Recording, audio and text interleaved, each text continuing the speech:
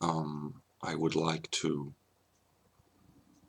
share a thought that I just had about Hegel.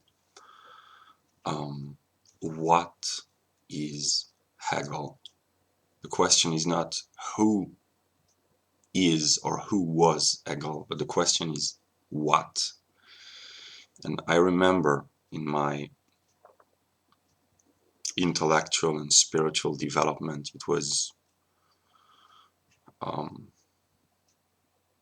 July 2018, a month or a month and a half before I had my what I call my God experience, which was in Hegel's terms the birth of reason. And so in early July, I was starting to wonder, but how could I was a full Hegelian. My mind was full of Hegel. He was the man I admired the most. I was in full Hegelian mindset, and I wondered, but how can a thinker of the early 19th century, two centuries ago, how could he understand our present with the demographic changes that have occurred, the technological evolution, the scientific revolutions in physics and biology, and how the world has changed so much over the past 2 centuries. It's maybe the greatest um, changes since the Neolithic period and the birth of agriculture. So how could Hegel, I wouldn't say predict, but anticipate, and how is it possible that Hegel's thought might still be relevant in our day and age? That's what I was thinking. And I read a book about consciousness and quantum physics, and I remember saying, but wait a minute, Hegel predicted quantum physics. He did not have the scientific background to explain quantum physics in modern terms, but the idea of the unity of, of, of consciousness with the universal field at the quantum level, and he knew that, and I wondered, but how is it possible? And when I had my God experience, um, I I said to myself that Hegel was the third movement of the Trinity that I had in my mind, which explained how God might come back to a full consciousness of himself and reestablish unity with himself after having separated himself from himself. And that's the highest thought that I had about Hegel. So um, what I'm going to say is is very weird, but I know deep within me that it is the truth. That the highest idea that a mortal creature can have is to think of itself as an idea in the mind of Hegel. And this is written in Hegel's work that the men must understand themselves as a determination of the eternal logical idea. And this is the highest cognitive act and the highest joy that men can experience is to know themselves as being determined by this eternal logical idea.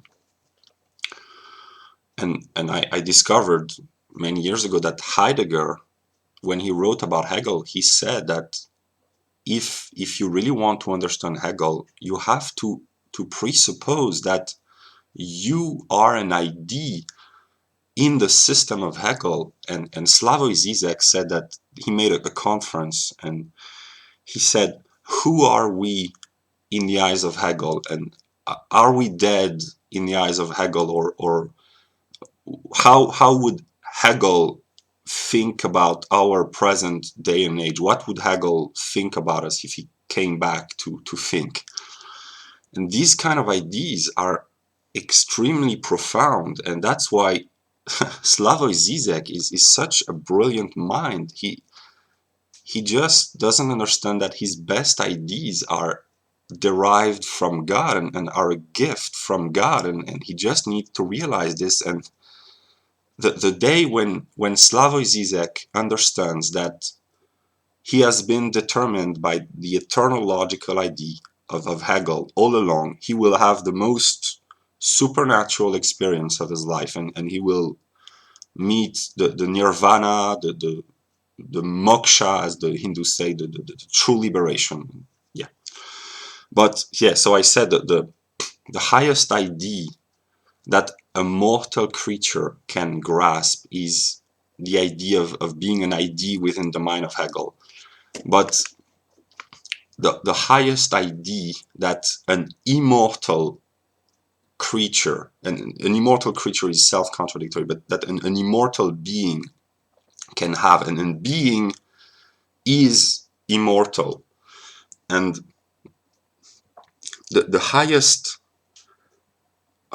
idea that being can have is that Hegel is an idea within being.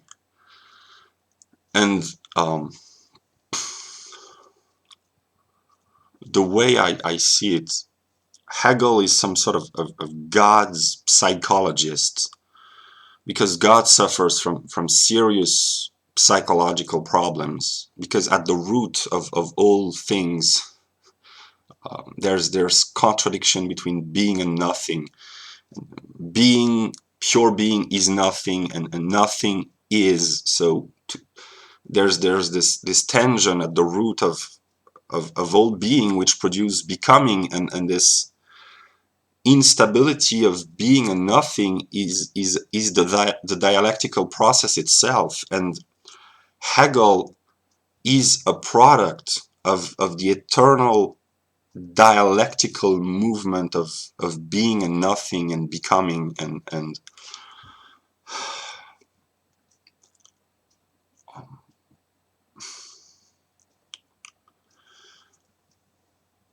I don't know what to say else, but um, Hegel and the world are an idea in the mind of this infinite being that we call God, and God himself must elevate himself to the thought of his own being, and this is the whole process of Hegel's philosophy. So how can a world emerge out of nothing? How can consciousness, subject, object, life, all the troubles of existence, and the beauty of existence, and how can love emerge out of nothing? How can these questions are beyond my power of reasoning and understanding for now, and I just, in order to understand Hegel, you have to transcend Hegel, uh, and the basic presupposition, the fundamental beginning of the understanding of Hegel is to say that the empirical Hegel did not really exist. It's an image produced by the mind of this thinking being, this infinite thought, which produces backward an image of an empirical mind named Georg Wilhelm Friedrich Hegel in 19th century Germany. But the true essence, or the true concept of Hegel, is to grasp the concept of Hegel. And this is difficult, but it is to speak like Hegel, it is in the concept of God that within and through his own becoming conscious of himself, he will understand Hegel and how all things have been made possible and effective, and this is part of the process. And Hegel is beyond understanding, if I may make a Hegelian joke. Hegel is, yeah, it's, I don't know what to say, but I've just, yeah, for now, that's all I can express. And yeah.